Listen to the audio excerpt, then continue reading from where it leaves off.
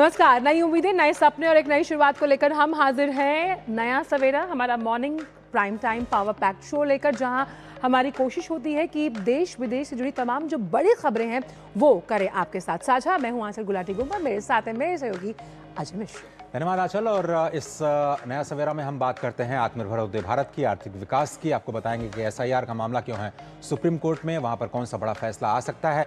और अभी भी खबर आ रही है कि एनफोर्समेंट डायरेक्टरेट की रेड जो है वो इस वक्त एसोलॉजिक्स सीएमआर मामले में चल रही है। उस पर मैं आपको अपडेट देंगे। टेक टॉक होगा और वर्ल्ड वॉच पे भी नजर, यानी हर वो बात जो आपके दिन को खास बनाती है। तो चलिए शुरुआत करते हैं सुर्खियों के साथ।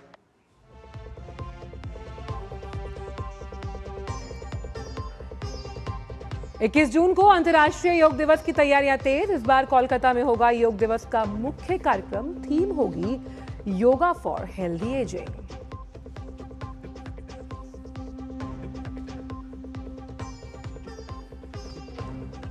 क्या निर्वाचन आयोग को है एसआईआर का अधिकार? सुप्रीम कोर्ट में आज बड़े फैसले का दिन। चीफ जस्टिस सूर्यकांत की बेंच देगी एसआईआर की वैधता को चुनौती देने वाली याचिकाओं पर फैसला।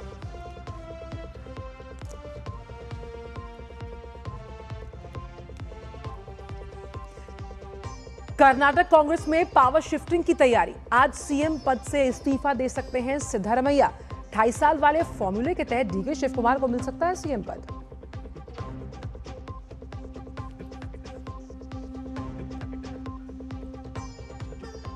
देश के ज्यादातर हिस्सों में प्रचंड गर्मी और लू से लोगों का जीना मुहाल।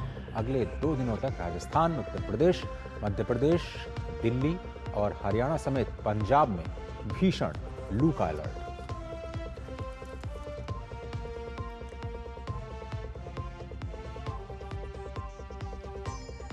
और अंतर्राष्ट्रीय खबरों में, इजरायली हमले में हमास का सैन्य नेता ढेर। 7 अक्टूबर के हमले का मास्टरमाइंड था मोहम्मद उदैर।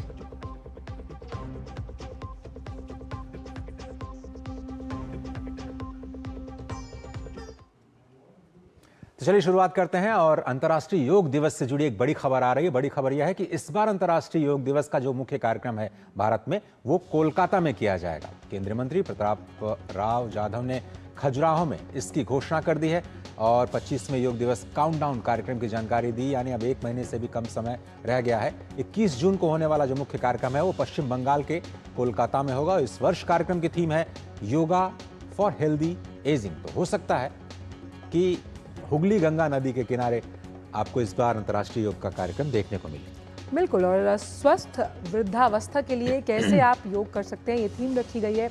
आयुष मंत्री ने योगा पार्क, योगा संगम पोर्टल और योग दिवस के लिए नई डिजाइन की टी शर्ट का भी अनावरण किया। तो योग मिटाए रोग, कैसे आप रह सकते हैं निरोग, उस लिहाज से ये जो योग दिवस है वो बेहद महत्वपूर्ण माना जा रहा है। और कोलकाता में इस बार भव्य कार्यक्रम का आयोजन होना है। और किस तरह से आप अपनी एज को रिवर्स के साथ साथ उसे और स्वास्थ्यवर्धक बना सकते हैं, इस बार के योग कार्यक्रम की थीम रहेगी। हम जानते हैं कि जिस तरह से 21 जून को यूनाइटेड नेशंस द्वारा योग दिवस के दिन के तौर पर जो है वो स्थापित किया गया था, उस लिहाज से 21 जून लगातार हम देखते हैं कि अंतर्राष्ट्रीय योग दिवस के रूप में मनाया जाता है। और देश भर में इससे जुड़े, यहाँ तक कि जो अंतर्राष्ट्रीय लेवल है वहाँ पर भी इससे जुड़े कई कार्यक्रम होते हैं। तो पश्चिम बंगाल में होना है इस बार का मुख्य कार्यक्रम। पराचल अंतर्राष्ट्रीय योग दिवस जो है वो लगातार एक भारत श्रेष्ठ भारत का भी एक सशक्त, एक तरह से एकीकरण का माध्यम बनता जा रहा है। क्योंकि आपको याद होगा कि देश के जितने भी प्रमुख सांस्कृतिक और पर्यटन स्थल हैं, एक बार वहाँ पर अंतर्राष्ट्रीय योग दिवस मनाया गया था और सभी प्रमुख स्थानों पर एक साथ योग दिवस मना करके जो भारत की सांस्कृतिक पहचान है उसको पूरे दुनिया तक ले जाने की कोशिश की गई थी। और एक तरह से योग को भारत की देन कहा जाता है पूरे विश्व को। और कई बार प्रधानमंत्री ने कई मंचों से कहा कि योग और स्वास्थ्य को लेकर के जो भी इस वक्त पूरी दुनिया में चल रहा है उस पर भारत भले ही अपना पेटेंट न करता हो, लेकिन ये तो तय है कि ये जो योगाभ्यास है या फिर योग का जो दर्शन है, अपने शरीर को स्वस्थ रखना और शरीर के माध्यम से परम सत्ता को प्राप्त करना, ये जो पूरी की पूरी अभिव्यक्ति है, पूरा इकोसिस्टम है, वो भारत ने ही संपूर्ण विश्व तक पहुंचाया। तो इस बार खास खबर ये कि कोलकाता में अंतर्राष्ट्रीय योग दिवस का जो मुख्य कार्यक्रम है होगा। देश के अलग अलग हिस्सों में तो कार्यक्रम हो गए, अंतर्राष्ट्रीय स्तर पर जैसा आंचल बता रही थी कि कार्यक्रम किए जाएंगे, लेकिन इस बार हो सकता है कि माँ गंगा नदी के किनारे या फिर गंगा सागर, जहाँ भी तय किया जाए केंद्र सरकार के द्वारा, मुख्य कार्यक्रम कोलकाता की गलियों से, वहाँ के स्थलों से, मुख्य स्थलों से होता हुआ दिखाई दे सकता है। बिल्कुल, और मेडिटेशन के लिहाज से भी योग को बहुत अहम माना जाता है कि कैसे जब आपका अगर कह सकते हैं जो शरीर संतुलित है तो आपका मस्तिष्क जो है वो भी संतुलित रहता है, और योग कहीं ना कहीं किस तरह से आपके मनोबल को बढ़ाता है, ये हमने कोविड के दौरान भी देखा था अजय, कि किस तरह से योग ने कैसे आपकी मानसिक, हम कह सकते हैं, पूरे उस प्रणाली को कैसे शांत किया था। और इसीलिए योग को जब हम भारत की देन तो मानते ही हैं, और कैसे ये कई लोगों के जीवन के बदलाव का एक बहुत बड़ा माध्यम बना है। और उस प्रोटोकॉल्स को तय कर लिया गया है, और वो एक बार फिर से रिफ्रेश हम लोगों के दिमाग में करने के लिए हम लगातार आप तक पहुंचाते रहेंगे। योग कार्यक्रम को लेकर के जो इंटरनेशनल प्रोटोकॉल्स हैं उसके जरिए आपको भी क्या करना है, अपने घर में भी बैठ करके आप अंतर्राष्ट्रीय योग दिवस का ये जो कार्यक्रम है उसको सेलिब्रेट कर सकते हैं। और आगे बढ़ते हैं, एक बार फिर से आपको बताएं कि SIR जो स्पेशल इंटेंसिव रिवीजन जो है वो आज चर्चा में, आज इसलिए चर्चा में है क्योंकि सुप्रीम कोर्ट में आज उन सभी याचिकाओं पर फैसला आने वाला है जिनमें मतदाता सूची के विशेष गहन पुनरीक्षण की वैधता को चुनौती दी गई थी। और चीफ जस्टिस सूर्यकांत और जस्टिस जॉय माल्या बागची की पीठ इस बार फैसला सुनाने वाली है। कोर्ट को यह तय करना है कि क्या चुनाव आयोग को संविधान के आर्टिकल 326 जन प्रतिनिधित्व अधिनियम 1950 और उससे जुड़े नियमों के तहत वर्तमान स्वरूप में SIR कराने का अधिकार है या नहीं। और इसमें ज्यादातर याचिकाएं पिछले साल जून में दायर की गई थी, जब निर्वाचन आयोग ने बिहार में SIR कराने का फैसला लिया। हालांकि उसके बाद पश्चिम बंगाल में भी चुनाव से पहले SIR की प्रक्रिया अपनाई गई, और वहां के कुछ मसलों को भी सुप्रीम कोर्ट में चुनौती दी गई है। और आपको याद दिलाएं कि बिहार में भी SIR के तहत मतदाता सूची का बड़ा पुनरीक्षण किया गया। इस प्रक्रिया के बाद अंतिम मतदाता सूची में लगभग 7.24 करोड़ नाम शामिल किए गए। अंतिम लिस्ट में चुनाव आयोग की जो ड्राफ्ट लिस्ट से करीब 65 लाख नाम हटाए गए थे, जिससे राजनीतिक हलकों में हलचलें तेज हो गई। चुनाव आयोग का यह कहना था कि पूरी कार्रवाई फर्जी, डुप्लीकेट और गलत प्रविष्टियों को हटाने के लिए की गई थी ताकि मतदाता सूची को शुद्ध और पारदर्शी बनाया जा सके। दूसरी ओर विपक्ष ये आरोप लगा रहा था कि इतनी बड़ी संख्या में नाम हटने की निष्पक्षता और प्रक्रिया क्या वाकई सही है, क्या वाकई इसमें पूरा समय दिया गया लोगों को, इसमें पारदर्शिता जो है वो जरूरी मानी गई। और बिल्कुल वहीं पश्चिम बंगाल में इस प्रक्रिया में वोटर लिस्ट से करीब 91 लाख नाम हटाए गए, जिससे राजनीतिक और प्रशासनिक स्तर पर बहस तेज हुई। चुनाव आयोग ने कहा कि डुप्लीकेट, मृत और स्थानांतरित मतदाताओं के नाम हटाने के लिए जरूरी था, और वहीं विपक्ष ने इस प्रक्रिया में तकनीकी गलतियों की आशंका जताई, और इसी वजह से कई मामलों में आपत्ति और अपील भी दाखिल की गई। कुल मिलाकर चुनाव आयोग का पक्ष इसे एक सामान्य शुद्धिकरण प्रक्रिया बताता रहा, जबकि विपक्ष इसे पारदर्शिता और निष्पक्षता के नजरिए से एक गंभीर मुद्दा मानता है। दरअसल इस पूरे SIR मुद्दे को चुनौती क्यों दी गई, उस पर अब हम निगाह डालते हैं। दरअसल जो वोटिंग का अधिकार है वो प्रभावित होने का आरोप ऐसा लगाया गया, और असली मतदाताओं के नाम कटने की आशंका जताई गई। इस पूरी इन सभी याचिकाओं में कहा गया कि क्या वाकई जो ECI है उसको दोबारा दस्तावेज मांगने का अधिकार है या नहीं। ये भी कहा गया कि जो गरीब हैं, प्रवासी हैं, ग्रामीण वोटर्स हैं, उन पर ज़्यादा असर इसका पड़ सकता है, और ECI की वाकई शक्ति भी है या नहीं SIR कराने की। इस तरह के भी सवाल बहुत सारे एजेंसीज हैं उन्होंने उठाए, और सुप्रीम कोर्ट में जिसका मिसाल के तौर पर Association for Democratic Reforms, People's Union for Civil Liberties और कुछ विपक्षी नेताओं ने ये कहा कि ये जो SIR है वो आर्बिट्रेरी है, यानी मनमाने तरीके से इसको चुनाव आयोग कर रहा है, और इससे जो जेन्युइन वोटर्स हैं वो डिसएनफ्रेंचाइज हो सकते हैं, यानी उनका नाम हट सकता है। और उन्होंने कहा कि आर्टिकल 14, 19 और 21 और 326 का उल्लंघन भी है। अब यही बात है कि ये जो आर्टिकल 326 है उसमें क्या ये ECI की शक्ति है जिसके तहत वो SIR करा सकते हैं। तो स्पष्ट तौर पर ये कहा गया है आर्टिकल 326 में कि जो SIR है उसके तहत जो फर्जी वोटर्स हैं उनका नाम हटाना, जो बूथ स्तर पर घर घर जाकर के सत्यापन करना, डुप्लीकेट्स नाम हटाना, जो मृत मतदाता हो चुके हैं उनके नाम हटाना और नए योग्य मतदाताओं को जोड़ना, ये सब कुछ ECI के अधिकार में आता है। लेकिन ये दावा किया गया कि भाई इससे क्या कोई NRC जैसी प्रक्रिया बनने जा रही है पूरा SIR, या फिर क्या नागरिकता है या नहीं किसी भी व्यक्ति को, इसका जवाब मांगने का अधिकार क्या ECI को है। इसी को लेकर के याचिका दायर की गई है कि क्या कुछ शक्तियां हैं, और आज इस पर बड़ा फैसला आएगा जिसमें ये तय हो जाएगा कि SIR में जो शक्तियां हैं उनकी सीमाएं क्या है? सुप्रीम कोर्ट ये कह चुका है कि असीमित अधिकार ईसीआई के पास नहीं है, लेकिन अधिकार कितने हैं उस पर आज अंतिम फैसला आना है। बिल्कुल, तो किस तरह से चुनाव आयोग की जो शक्तियां हैं उसको लेकर आज सुप्रीम कोर्ट फैसला सुनाएगा। लेकिन जो चुनौती दी गई, अब उस पर चुनाव आयोग की ओर से सुप्रीम कोर्ट में क्या दलीलें दी गई। अब सुप्रीम कोर्ट में चुनाव आयोग ने यह कहा कि फर्जी वोटर्स की पहचान जरूरी है, इसलिए एसआईआर एक संवैधानिक प्रक्रिया है। वहीं उन्होंने ये भी कहा कि मृत और स्थानांतरित जो मतदाता यानी कि जो ट्रांसफर हो जाते हैं वोटर्स, उनके नाम हटाए गए। वोटर लिस्ट का शुद्धिकरण एक नियमित प्रक्रिया है, यानी कि ये जिस तरह से जो पूरी प्रक्रिया है उसमें वोटर लिस्ट में जो तमाम अनियमितताएं हैं उन्हें हटाने के लिए ये एक रेगुलर प्रैक्टिस है। चुनावी पारदर्शिता यानी कि चुनावों को कैसे हम ट्रांसपेरेंट बनाते हैं, ये सबसे बड़ा काम होता है चुनाव आयोग का।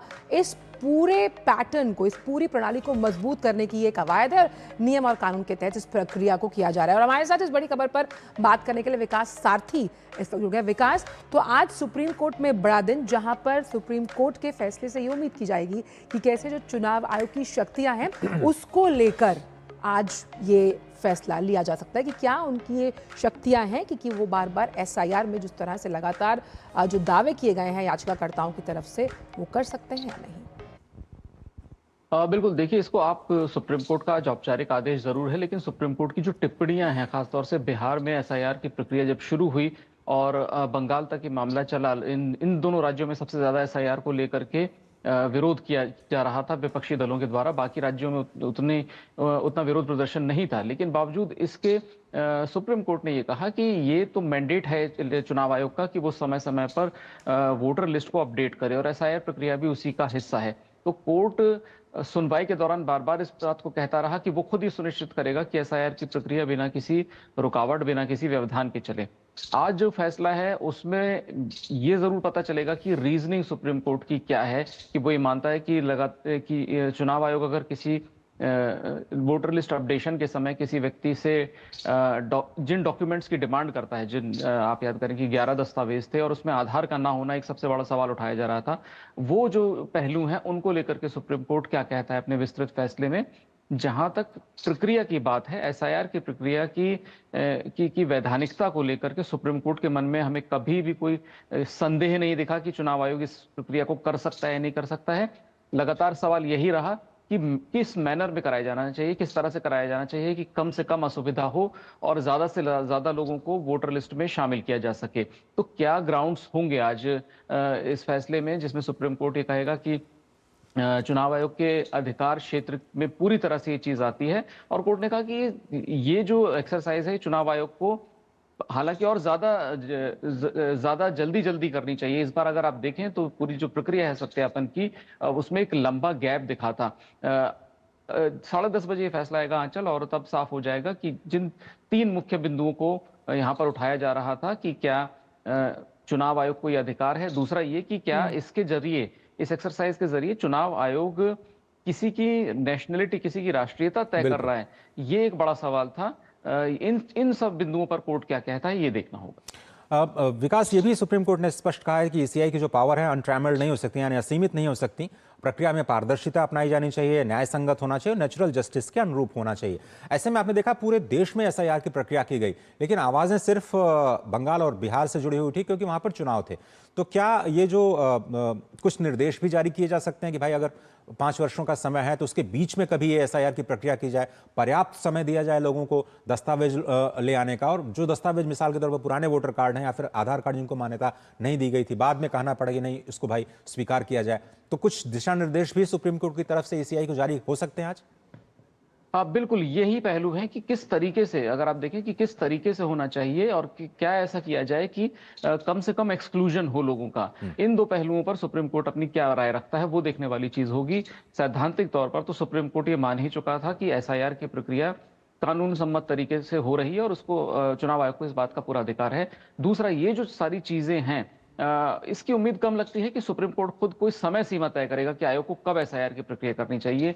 ये सब चीजें एडवाइजरी हो सकती है कि सुप्रीम कोर्ट की चुनाव आयोग को ये प्रक्रिया चुनावों की तारीखों से काफी पहले शुरू कर देनी चाहिए। जैसे हमने देखा कि बिहार और बंगाल के अलावा बाकी राज्यों में स्मूथ तरीके से पूरा एसआईआर की हाँ, कोई प्रक्रिया हुई, दिक्कत कोई नहीं बहुत हुई। बड़ा विवाद नहीं हुआ। समय की कमी का एक बड़ा सवाल रहा था, खासतौर से बिहार में, कि बहुत जल्दी-जल्दी ये सारी प्रक्रिया हो रही है, तो हम्म। इसको लेकर के सुप्रीम कोर्ट एक जी, एडवाइस दे सकता है आयोग को। खुद टाइमलाइन कोर्ट तय करेगा, इसकी उम्मीद कम दिखती है अजय। बिल्कुल। बहुत बहुत शुक्रिया जी, विकास इन तमाम धन्यवाद। जानकारी को हमसे साझा करने का। जैसे कि हम जानते हैं कि अब चुनाव जो है उत्तर प्रदेश में, तो उस लिहाज से भी एसआईआर की प्रक्रिया वहां पर चुनावों से पहले जारी है। इस वक्त की बड़ी खबर आईसीएस का रुख करते हैं। जो पूर्व सीएम है पिनराई विजयन, उनके घर छापा जो है वो पड़ा है। 12 अन्य स्थानों पर भी ईडी की कार्रवाई की जा रही है। कोच्चि में ईडी की ताबड़तोड़ कार्रवाई है, जहां पिनराई की बेटी से जुड़े सीएमआरएल जो मामले हैं उसमें ईडी जो है वो लगातार जांच रद्द करने से मना करने के बाद ये बड़ा एक्शन लिया गया। हाई कोर्ट ने ईडी की जांच रद्द की थी। और बड़ी खबर, जो पूर्व सीएम है पिनराई विजयन, उनके घर छापा पड़ा है। 12 अन्य स्थानों पर भी ईडी की कार्रवाई इस वक्त जारी है। सबसे बड़ी बात कि जो पूर्व मुख्यमंत्री हैं केरल के पी विजयन, उनके बेटी जो है वीना विजयन और उनकी आईटी कंपनी एक्सालॉजिक सॉल्यूशंस को लेकर के ईडी ने मनी लॉन्ड्रिंग के एंगल से जांच शुरू की है। और आरोप यह है कि जो Cochin minerals and retail limited है, कथित तौर पर कोई भी सर्विसेज नहीं दी गई उनको और वहां से उनको भुगतान किया गया, उनकी बेटी की कंपनी को भुगतान किया गया। और एसएलएन वायलेंट केस के कनेक्शन में भी मीडिया रिपोर्ट्स के मुताबिक 2023 में ही जो उनके बेटे हैं विवेक किरण, उनको सम्मन भेजा गया था ईडी की तरफ से। तो ये पूरा मामला नया नहीं है, पुराना मामला है और 2023 से इस तरह के जो मामले हैं ईडी कार्रवाई भी करता रहा है। और ख़ासतौर पर जो मसाला बॉन्ड्स हैं, Kerala infrastructure investment fund board में मसाला बॉन्ड्स को लेकर के उसमें भी फेमा का उल्लंघन, ऐसा आरोप ईडी पहले लगा चुकी है। और ईडी ने 466 करोड़ रुपए के फेमा नोटिस भी इस मामले में जारी किए हैं। और विवेक नारायण तिरुवनंतपुरम से इस वक्त हमारे साथ जुड़ रहे हैं। विवेक, क्या है पूरा मामला और क्या इसके बाद मुश्किलें बढ़ सकती हैं कि विजयन और उनके परिवार की, अब जब ईडी का नया नोटिस या नई जो जांच चल रही है उससे भी कुछ नए तथ्य सामने आ सकते हैं? Yes, that's right. ED is conducting raid at Pinarayi Vijayan's residences in Trivandrum, Kochi, or in Kannur. Remember, this is in connection with the controversial deal between his daughter Veena Vijayan's company Exalogic or CMRL. What the allegation is, her company Exalogic has been receiving money every month for at least 5 years, from 2017 to 2022, without any services from CMRL. So basically, why was this amount paid? Or also, there is cases of other cases related to this particular company.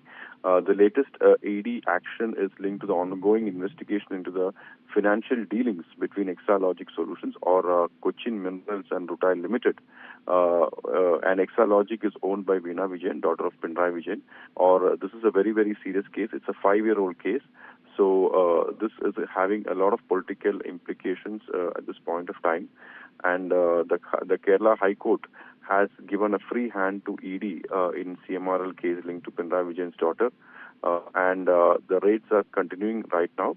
Or in this particular case, the issue has been one of the most politically sensitive controversies faced by the Pinarayi Vijayan government. Now, earlier, apart from the ED probe, the case has also been investigated by various other agencies, including the Serious Fraud Investigation Office. Now, during earlier proceedings, 3 officials who appeared before the ED alleged illegal detention during questioning, prompting the High Court 2024 to direct the agency to preserve the CCTV visuals of the interrogation. So अभी भी raid हो गया और उसका not just in his house, उसका son-in-law Mohammad Riyaz, उसका घर भी है. This investigation, the ED raids have been conducted. विवेक, एक चीज ये सिर्फ क्लैरिफिकेशन आपसे चाहेंगे कि ये जो मामला है ये केवल विजन की बेटी का मामला जुड़ा हुआ है या फिर जो पहले इंफ्रास्ट्रक्चर बॉन्ड्स, मसाला बॉन्ड्स जिसे कहा जाता है, उसमें भी? नहीं, ये उसका बेटी का मामला है. It is directly connected with his daughter's political financial dealings. That is, his daughter is actually heading this company called Exalogic. So Exalogic had a very financial dealing with CMRL. So a raid is directly connected with Exalogic, his daughter's financial dealings. This has nothing to do with the masala bond case. That's a different case. लेकिन ये जो CPIM है या फिर mister Vijayan, क्या उनकी तरफ से कोई रिएक्शन आया है? क्या उसे पॉलिटिकली मोटिवेटेड बता रहे हैं? अभी तक नो रिएक्शंस, अभी तक कोई रिएक्शंस नहीं आ रहे हैं। और ये रेड अभी भी चल गया है, तो उसके घर में, ट्रिवांड्रम में, और कुछ पिंडराई, उसका गांव है पिंडराई में, पिंडराई विलेज में भी उसका घर में वो भी ये रेड चल रहा है। और कोची में उसका एक फ्लैट है, अपार्टमेंट है, तो उधर भी एक ईडी का रेड चल रहा है अभी। पर आप ये कंफर्म कर रहे हैं कि स्टेट गवर्नमेंट इसको पूरा सपोर्ट कर रही है, वहां से कोई विरोध नहीं हो रहा है कांग्रेस गवर्नमेंट की तरफ से ईडी की कार्रवाई का? Yes. The state government is supporting the raid. The state government has not said any objection. अभी तक कोई objection कुछ नहीं है, तो state government उस रेड को सपोर्ट किया।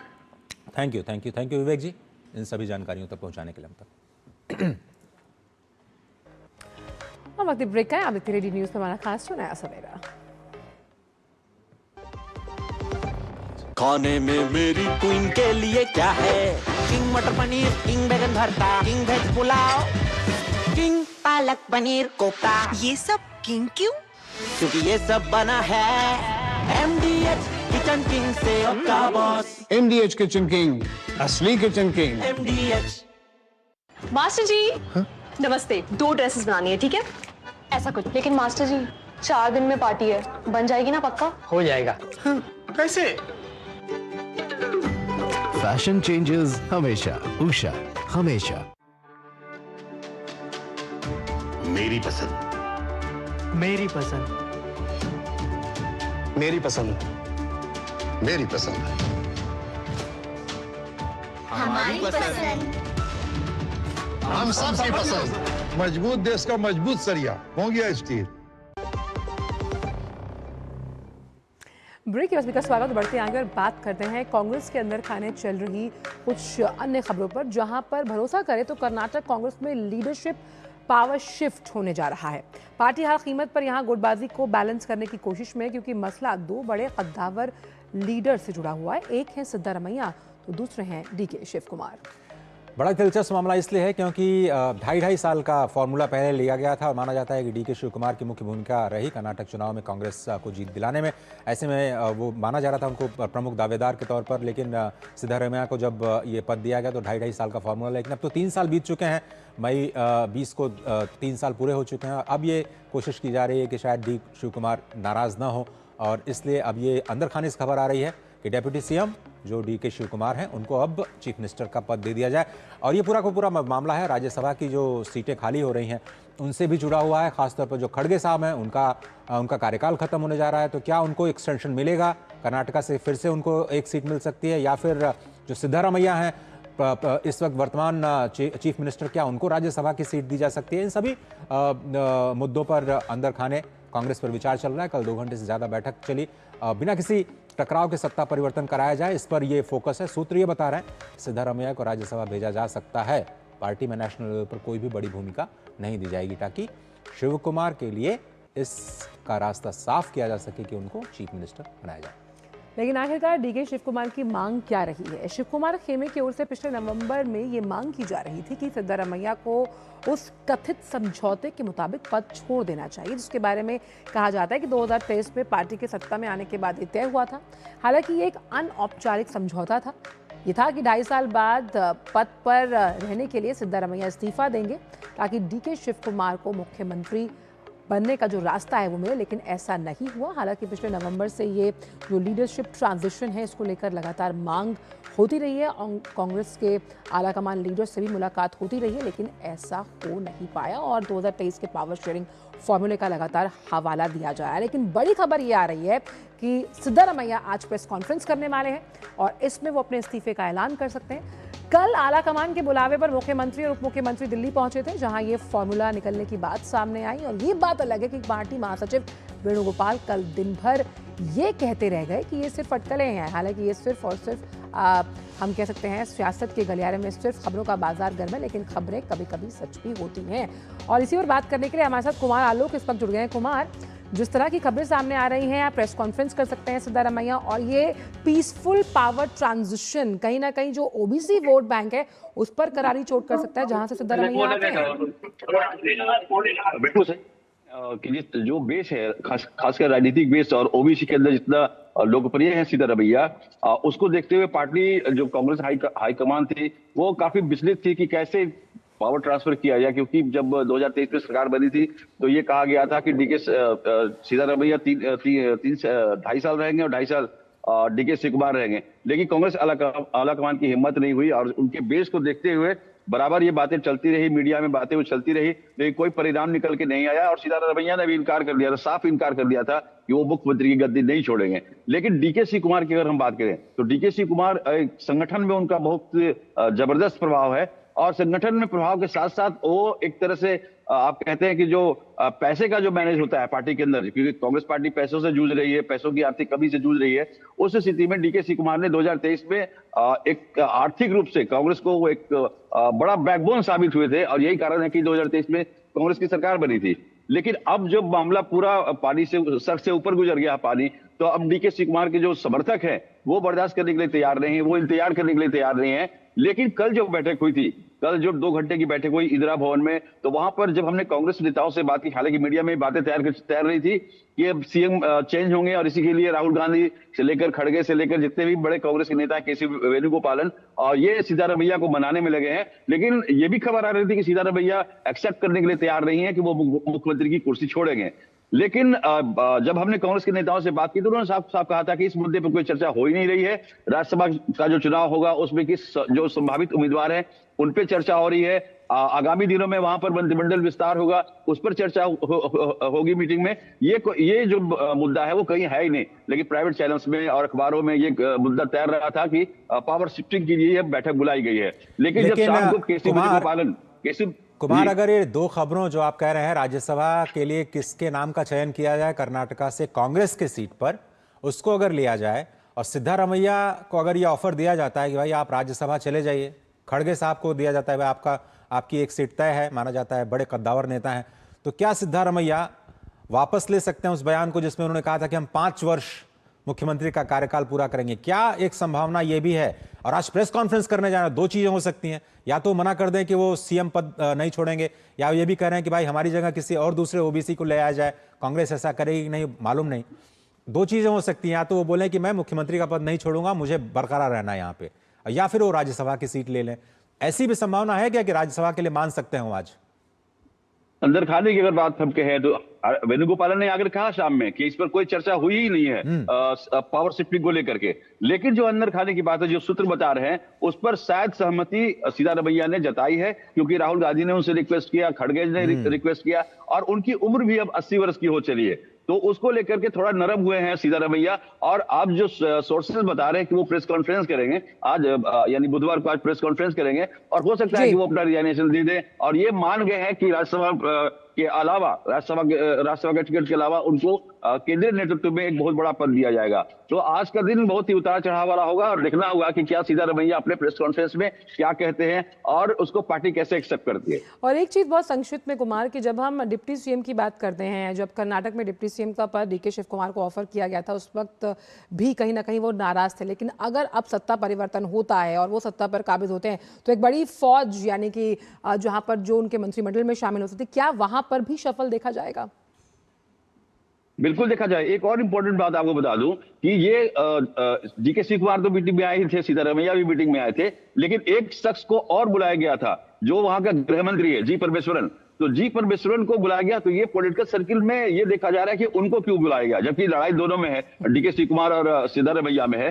तो कुछ लोग कह रहे हैं, जो राजनीतिक विश्लेषक है वो कह रहे हैं कि कहीं इन दोनों की लड़ाई में गृह मंत्री ने बाजी मार ले जाए, क्योंकि दोनों की जो लड़ाई है, अब हो सकता है कि सिद्धारमैया के समर्थक डीके शिव कुमार को एक्सेप्ट नहीं कर रहे हैं और डीके शिव कुमार के समर्थक सिद्धारमैया को एक्सेप्ट नहीं कर रहे हैं। उस स्थिति में जी परमेश्वरन भी मुख्यमंत्री के दावेदार हो सकते हैं और अगर ऐसा होगा तो कर्नाटक में पहली बार कोई दलित मुख्यमंत्री होगा, लेकिन इसकी संभावना कम है। चलिए, बहुत बहुत शुक्रिया कुमार, इन तमाम जानकारियों को हमसे साझा करने के। तो कर्नाटक में जो लगातार नाटक है वो चल रहा है और इस सियासत को लेकर जब प्रेस कॉन्फ्रेंस किया जाएगा तो जो हम कह सकते हैं संशय के बादल है वो हटते हुए नजर आएंगे। वक्त छोटे से ब्रेक का, ब्रेक के उस पार आकर बात करेंगे गर्मी को लेकर। आप जुड़े रहिए नया सवेरा के साथ। मास्टर जी नमस्ते, 2 ड्रेसेस बनानी है, ठीक है? ऐसा कुछ। लेकिन मास्टर जी 4 दिन में पार्टी है, बन जाएगी ना पक्का? हो जाएगा। कैसे? फैशन चेंजेस हमेशा, उषा हमेशा। स्वागत है आप सभी का। आप देख रहे हैं नया सवेरा, और नया सवेरा में अब बात उस मुद्दे की जो हर आम खास को प्रभावित कर रहा है। तकरीबन सभी लोग इस वक्त गर्मी को लेकर के बेहाल नजर आ रहे हैं। मई का ये महीना और अब तो नौतपा भी चल रहा है। अगले 9 दिन बहुत ही भीषण रहने वाला है। रिकॉर्ड तोड़ गर्मी लेकर के इस बार मौसम का मिजाज जो है वो सभी को परेशान कर रहा है। चिलमिलाती धूप और गर्म हवा के जो थपेड़े हैं, लोगों का जीना मुहाल हो गया। लगातार मौसम विभाग गर्मी से बचने के लिए लोगों को सलाह दे रहा है। आपको बता दें कि अगले 2 दिन तक भीषण लू चलने की संभावना जताई गई है। मौसम विभाग लगातार लोगों को सलाह दे रहा है, अगर जरूरी ना हो तो घरों से बाहर ना निकलें, हर घंटे में पानी जरूर पीते रहें, शरीर में पानी की कमी ना होने दें। अब जो कई राज्य हैं जैसे कि राजस्थान, उत्तर प्रदेश, मध्य प्रदेश, हरियाणा, पंजाब और हिमाचल में गर्मी से हाल बेहाल है और अगले 2 दिनों के लिए भी अलर्ट जारी किया गया है। हमारे साथ हमारे 2 संवाददाता जुड़े हुए हैं इस बड़ी खबर पर ज्यादा जानकारी के साथ।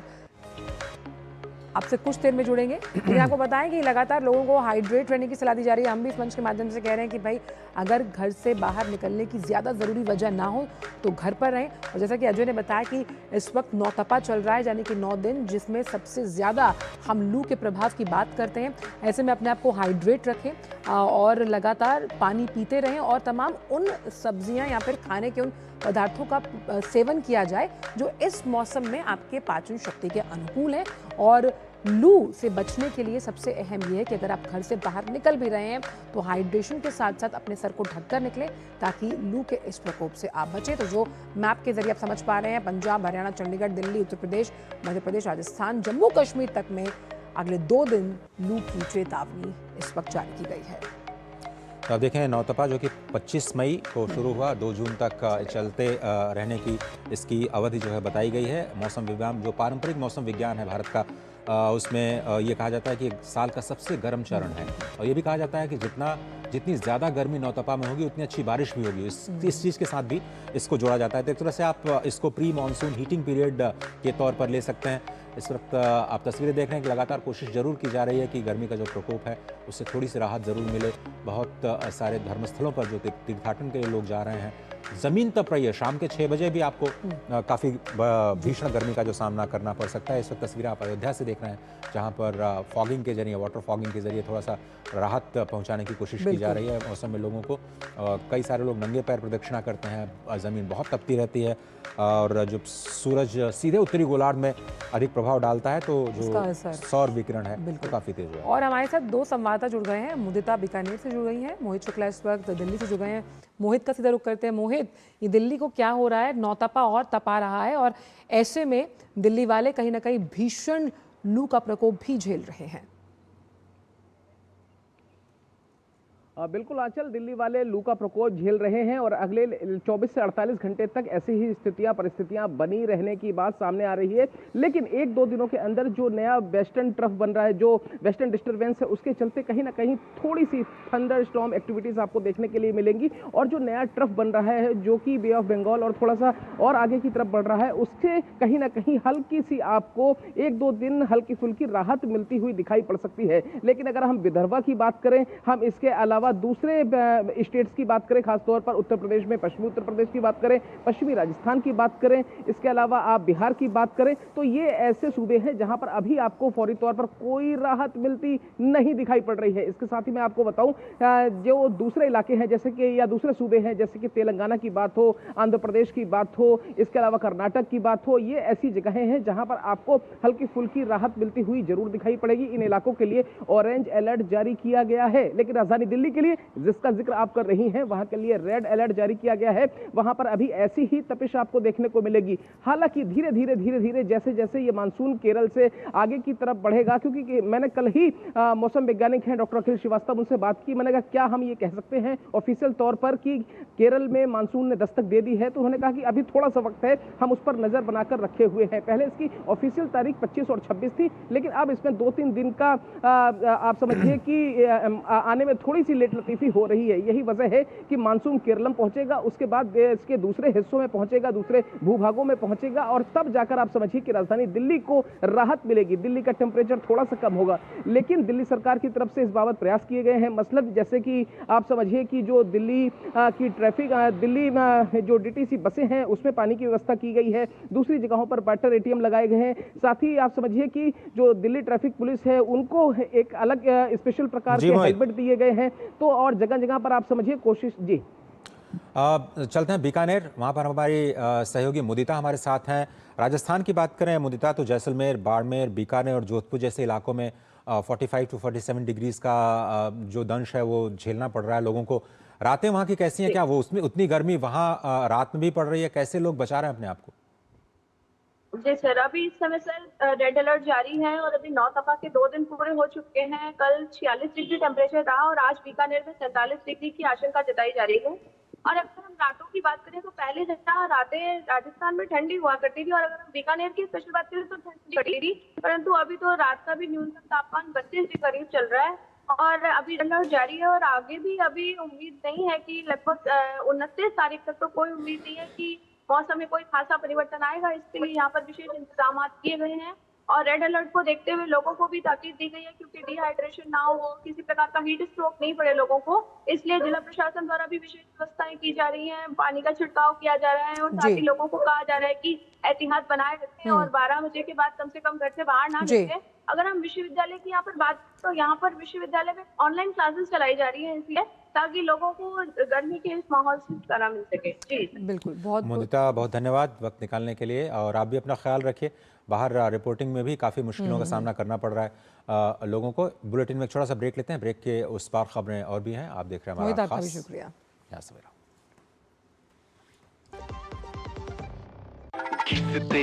तोड़ते कुटते गिरते नानी दादी का नाम याद आता है, हमको तो एक ही नाम याद आता है, MDH शाही पनीर मसाला।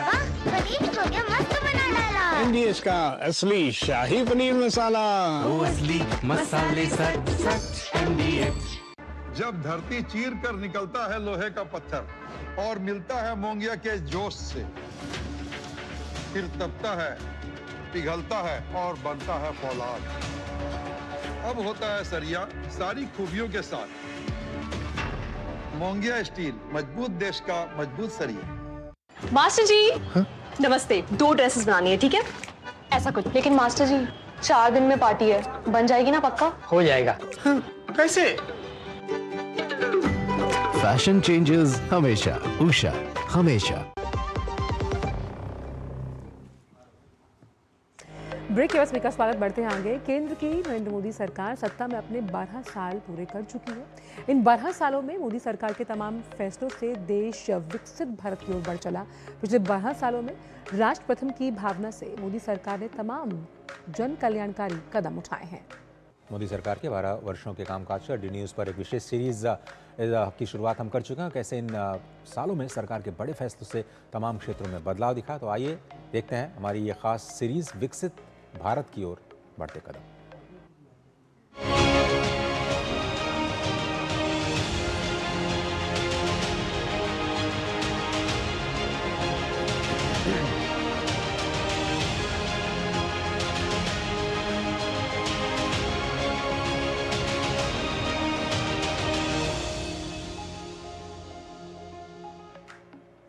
तो पर्यावरण से जुड़े खतरे आज पूरी दुनिया के लिए चिंता का विषय हैं और ऐसे में मोदी सरकार ने 12 वर्षों में पर्यावरण संरक्षण और स्वच्छ ऊर्जा को लेकर कई बड़े फैसले लिए हैं।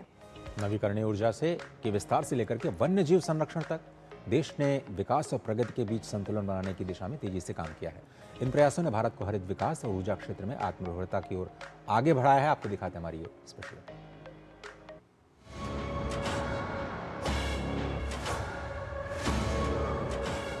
जलवायु परिवर्तन और उससे जुड़े तमाम खतरे आज किसी भी देश के लिए सबसे बड़ी चुनौती है और भारत भी इस गंभीर चुनौती से जूझ रहा है।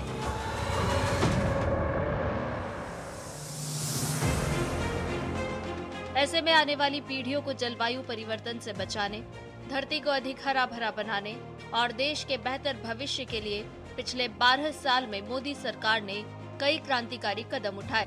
इसका नतीजा ये रहा कि ऊर्जा के क्षेत्र में भारत तेजी से आत्मनिर्भर हो रहा है और वैश्विक नवीकरणीय ऊर्जा रैंकिंग में तीसरे नंबर पर है। भारत ने पेरिस समझौते के तहत 2030 तक का जो लक्ष्य रखा था उसे 5 साल पहले यानी जून 2025 में ही पूरा कर लिया।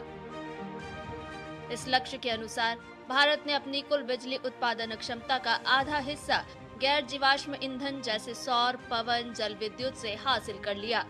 गौर करने वाली बात यह है कि देश को जितनी बिजली चाहिए उसका लगभग आधा हिस्सा अब नवीकरणीय ऊर्जा से ही पूरा हो रहा है। इस साल 31 मार्च तक भारत की कुल सौर ऊर्जा क्षमता 150 गीगावाट हो गई है, जो 2014 में सिर्फ 2.82 गीगावाट थी, यानी 12 वर्षों में 53 गुना वृद्धि। प्रधानमंत्री सूर्य घर योजना ने इसमें अहम भूमिका निभाई है। सरकार की मेहनत और योजनाओं की वजह से 2014 से अब तक नवीकरणीय ऊर्जा से बिजली बनाने की क्षमता 3.59 गुना बढ़ी है। इसके साथ ही केंद्र सरकार ने नेशनल ग्रीन हाइड्रोजन मिशन के तहत 2030 तक हर साल 5 million metric ton green hydrogen उत्पादन का लक्ष्य तय किया है।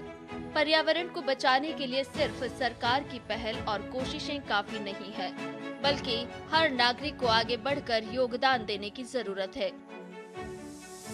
इसी बात को ध्यान में रखते हुए पीएम मोदी ने 20 अक्टूबर 2022 को मिशन लाइफ अभियान की शुरुआत की, जिसमें लोगों को रोजमर्रा की आदतों में छोटे बदलाव करने के लिए प्रेरित किया जाता है, जिससे ऊर्जा की बचत और कार्बन फुटप्रिंट में कमी हो सके। प्रो प्लेनेट पीपल का सिद्धांत हमारा कमिटमेंट है। इसलिए भारत ने दुनिया को मिशन लाइफ यानी लाइफस्टाइल फॉर एनवायरनमेंट का विजन दिया है। प्राकृतिक संतुलन बनाए रखने के लिए वन्यजीव भी बेहद जरूरी हैं। पिछले 12 साल में केंद्र सरकार ने वन्यजीव संरक्षण के लिए कई उल्लेखनीय काम किए हैं। प्रोजेक्ट चीता भी इन्हीं में से एक है। ये विश्व की पहली अंतर महाद्वीपीय बड़े मांसाहारी स्थानांतरण परियोजना है, जिसका मकसद भारत में विलुप्त घोषित हो चुके चीतों को देश के जंगलों में फिर से बसाना है। पीएम मोदी ने 17 सितंबर 2022 को नामीबिया से लाए गए 8 चीतों को कूनो नेशनल पार्क में छोड़कर इस प्रोजेक्ट की शुरुआत की थी।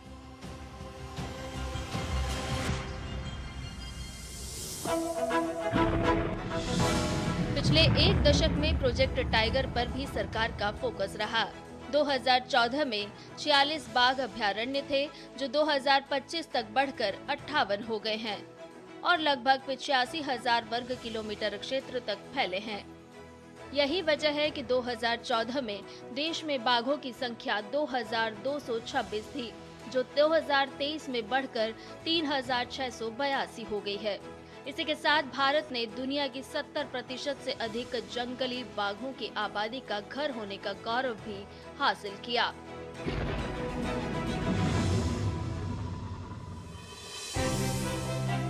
पाँच जून 2024 को विश्व पर्यावरण दिवस के अवसर पर प्रधानमंत्री नरेंद्र मोदी ने एक पेड़ माँ के नाम अभियान की शुरुआत की थी, जो पर्यावरण की जिम्मेदारी के साथ साथ माताओं को सम्मान देने वाली एक अनूठी पहल है। 31 दिसंबर 2025 तक इस अभियान के जरिए कुल 262.4 करोड़ पौधे लगाए गए हैं। पिछले 12 सालों में उठाए गए सरकार के इन कदमों से देश की ऊर्जा शक्ति मजबूत हुई है और आने वाली पीढ़ियों के लिए एक साफ सुथरा और सुरक्षित भविष्य का रास्ता भी खुला है।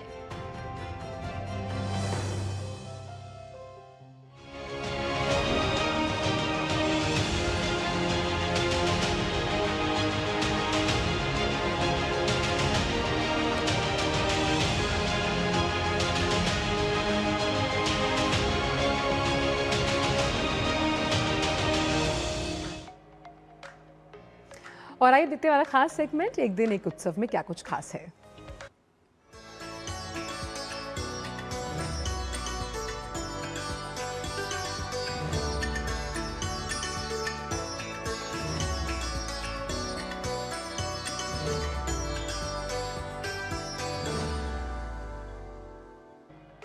और बिहार के नालंदा जिले में स्थित प्राचीन तीर्थराज राजगीर में शुरू हो चुका है ऐतिहासिक पुरुषोत्तम मास का मेला।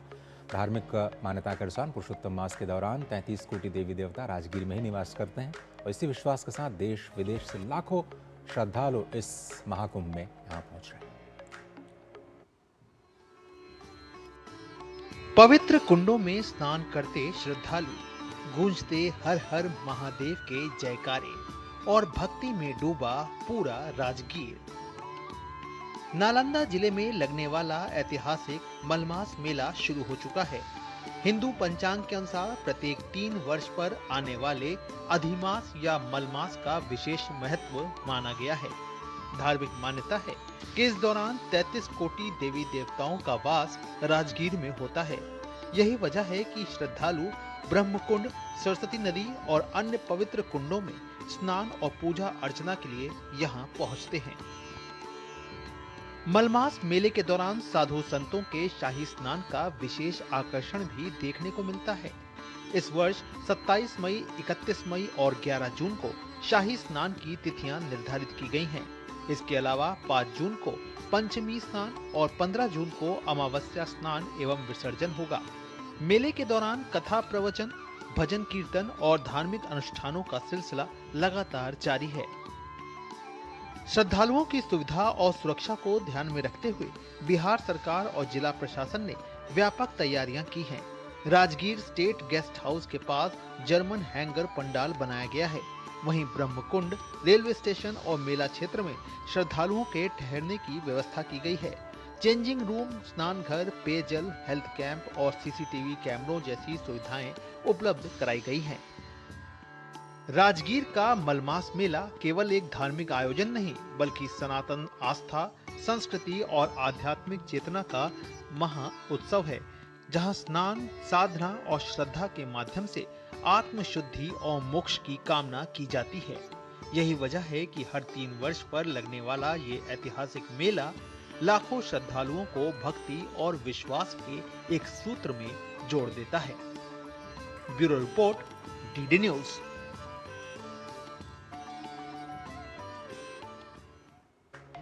और आज हम आपको मिलवाएंगे वाराणसी की डॉक्टर मंगला कपूर से, जिन्होंने संगीत, साहित्य और शिक्षा के माध्यम से संघर्ष को प्रेरणा में बदल कर रख दिया। क्या सोचिए, 11-12 साल की एक लड़की जिस पर एसिड अटैक हो जाए, 37 सर्जरीज का दर्द उसे झेलना पड़े, लेकिन उसके बाद वो हार ना मानते हुए जिंदगी में आगे बढ़ जाए। ऐसी ही है डॉक्टर मंगला कपूर, जिन्होंने संगीत को अपना जीवन बना डाला।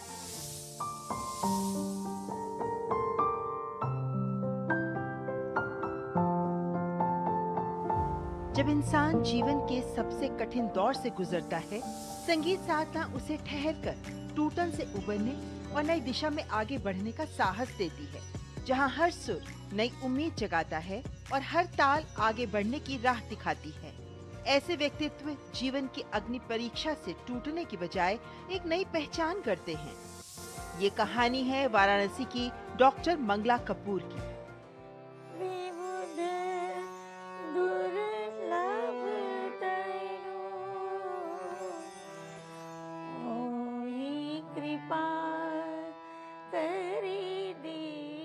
एक प्रख्यात संगीत साधिका, शिक्षिका, लेखिका और अदम्य साहस की जीवित मिसाल। बाल्यावस्था में हुए अमानवीय एसिड हमले ने उनके चेहरे को भले ही झुलसा दिया, लेकिन उनके मन की रोशनी को कभी मंद नहीं कर सका। वर्षों की पीड़ा, अनगिनत उपचार, लंबा संघर्ष और समाज की कठोर नजरों के बावजूद उन्होंने हार मानने से इनकार कर दिया। गर्मियों का दिन था और आंगन में सो रहे थे, तो अचानक मुझे कुछ गरम गरम सा लगा और मैं चिल्ला पड़ी। जैसा ही मेरा चेहरा देखा, चाचा जी ने कहा, अरे ये तो तेजाब है। और मैं बेहोश होती जा रही थी। तेजाब शब्द मैंने सुना बेहोश होते होते। उसके बाद तुरंत उठाया गया, मुझे हॉस्पिटल ले गए। उसके बाद मैं घर में कैद हो गई। पिताजी और माताजी बहुत चिंतित। तो खैर संगीत समझ में आई बात। वहाँ बुला नाला पे इंदु महिला संगीत विद्यालय था, वहाँ लेके गई। मेरा वह संगीत का सफर उस जगह से शुरू हुआ। डॉक्टर मंगला कपूर ने विपरीत परिस्थितियों के बावजूद अपनी शिक्षा पूरी की और काशी हिंदू विश्वविद्यालय से जुड़कर संगीत शिक्षा को अपना कर्म पथ बना लिया। डॉक्टर मंगला कपूर ग्वालियर संगीत घराने की समृद्ध परंपरा से जुड़ी रहीं और भारतीय शास्त्रीय संगीत के दुर्लभ रागों के संरक्षण में महत्वपूर्ण योगदान देती रहीं।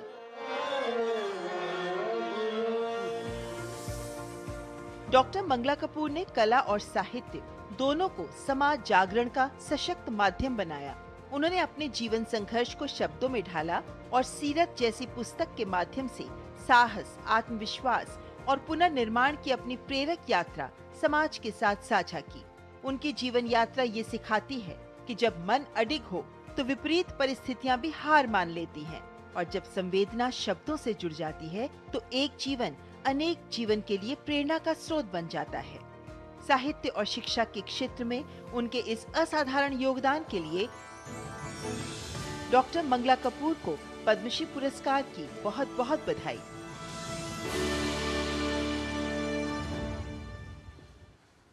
डॉक्टर मंगला कपूर, जिन्हें काशी की लता मंगेशकर कहा जाता है, जैसा कि आपने देखा कि विपरीत परिस्थितियों में भी उन्होंने ये जो जिजीविषा है उसको बनाए रखा और हम सभी के लिए वो प्रेरणा का स्रोत हैं। आगे बढ़ते हैं, हमारा स्पेशल सेगमेंट है मनी मंत्र और मनी मंत्र में आज हम बात करेंगे स्मॉल कैप फंड की। बिल्कुल, लेकिन इससे पहले ले लेते हैं थोड़ा सा ब्रेक। ब्रेक के उस पर आकर बताएंगे कि कैसे स्मॉल कैप फंड आपके लिए निवेश का एक बेहतरीन विकल्प हो सकता है।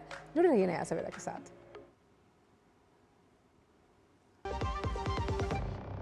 मास्टर जी नमस्ते, 2 ड्रेसेस बनानी है, ठीक है? ऐसा कुछ। लेकिन मास्टर जी 4 दिन में पार्टी है, बन जाएगी ना पक्का? हो जाएगा। कैसे?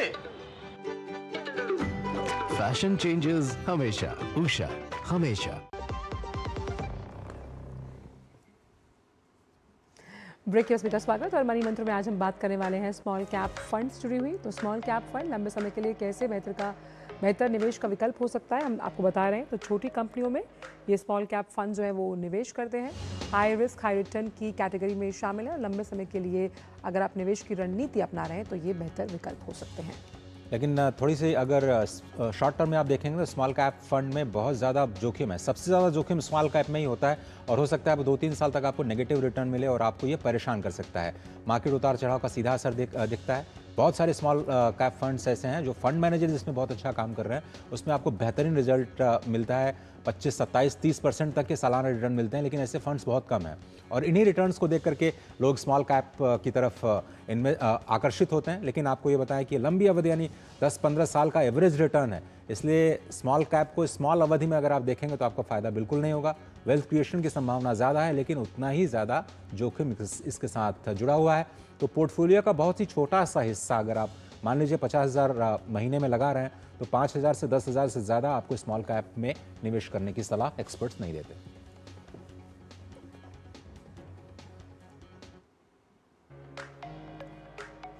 और अब बात Indian railway catering and tourism corporation की, जहां भारत गौरव ट्रेनों के जरिए शानदार तीर्थ यात्रा की जा सकती है। भारतीय रेलवे 12 जून को ऋषिकेश रेलवे स्टेशन से भारत गौरव टूरिस्ट ट्रेन शुरू करने जा रहा है।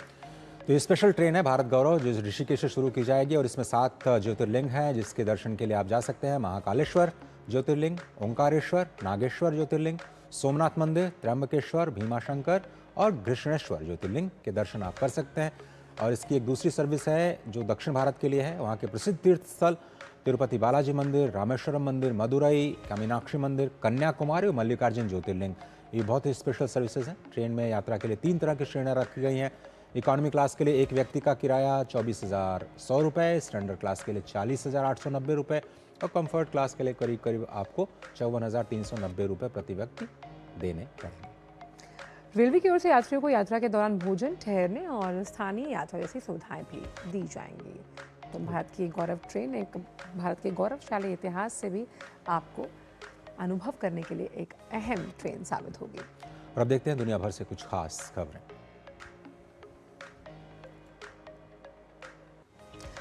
तो इजराइल डिफेंस फोर्सेस ने हमास के सैन्य शाखा के नए कमांडर मोहम्मद उदय को मार गिराने का दावा किया, जो आतंकवादी संगठन हमास की मिलिट्री विंग का नया लीडर था और 7 अक्टूबर को हुए नरसंहार के मास्टरमाइंड्स में से एक माना जाता है। ये ऑपरेशन प्रधानमंत्री नेतन्याहू और रक्षा मंत्री इजराइल कात्ज के निर्देशों पर किया गया। इजराइल के पीएमओ ने एक्स पर एक पोस्ट कर जानकारी दी है। उन्होंने लिखा, एंड आई कोट, हमने अब मोहम्मद ओदेह पर हमला किया है, जो हमास की मिलिट्री विंग का लीडर था और 7 अक्टूबर के नरसंहार के मास्टरमाइंड्स में से एक था। ओदेह ने 7 अक्टूबर के नरसंहार के दौरान हमास के इंटेलिजेंस स्टाफ के प्रमुख के तौर पर भी काम किया था। उससे लगभग एक हफ्ता पहले इज़्ज़ुद्दीन अल हद्दाद की जगह नियुक्त किया गया था। अल हद्दाद को 2 हफ्ते पहले गाजा पट्टी में आईडीएफ के एक हमले में मार गिराया गया था। कई इजरायली नागरिकों और आईडीएफ सैनिकों की हत्या, अपहरण और उन्हें घायल करने के लिए भी जिम्मेदार था। अनकोट। और आइए देखते हैं खबरें खेल जगत से स्पोर्ट्स ट्रैक के हमारे सेगमेंट में। भारतीय ग्रैंड मास्टर इनियान पनीरसेल्वम ने श्रीलंका में राष्ट्रमंडल शतरंज चैंपियनशिप में रैपिड और ब्लिट्ज दोनों ही खिताब जीत करके 2 स्वर्ण पदक अपने नाम किए हैं। शहर ने रजत और जीएम मित्राभा ने कांस्य पदक हासिल किया है। अंडर 23 एशियन कुश्ती चैंपियनशिप में कुमार मोहित ने 65 किलोग्राम भार वर्ग में किर्गिस्तान के पहलवान को हराकर स्वर्ण पदक जीतने में सफलता हासिल की। वहीं चंद्रमोहन ने 79 किलोग्राम भार वर्ग में कजाकिस्तान के पहलवान को 7-6 से शिकस्त देकर स्वर्ण पदक जीत लिया। आईपीएल के एलिमिनेटर मुकाबले में आज सनराइजर्स हैदराबाद और राजस्थान रॉयल्स आमने सामने होंगे। मुकाबला न्यू चंडीगढ़ में खेला जाएगा। पड़ला भारी है रॉयल चैलेंजर्स का। तो रॉयल चैलेंजर्स ने बेंगलुरु आईपीएल के फाइनल में अपनी जगह पक्की कर ली। आरसीबी ने क्वालिफायर 1 में गुजरात टाइटंस को 92 रनों से हराकर लगातार दूसरी बार आईपीएल में फाइनल प्रवेश किया है। फ्रेंच ओपन के पुरुष एकल में ही खेले गए एक अन्य मैच में इटली के यानिक सिनर ने जीत के साथ अपने अभियान का आगाज किया है। वहीं फ्रेंच ओपन के महिला वर्ग में अमेरिका की कोको गॉफ ने अपने अभियान की शुरुआत जीत के साथ की। प्रतियोगिता के पहले दौर में गॉफ ने अपने हमवतन खिलाड़ी के खिलाफ आसान जीत दर्ज की है।